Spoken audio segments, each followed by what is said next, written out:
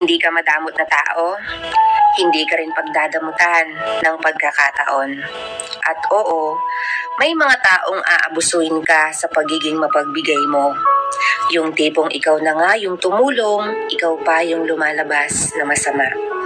Masakit sa kalooban ang bagay na iyon, pero sana lumaban ka pa rin ng patas at huwag nang dumagdag pa sa hindi na mabilang na toxic na nilalang sa lipunan.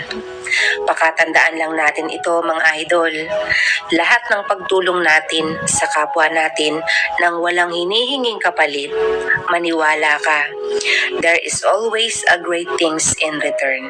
Sa ayaw at sa gusto mo man, pag si Lord na ang nagbigay, sobra pa sa sobra ang ibibigay niya sa taong may busilak ang puso.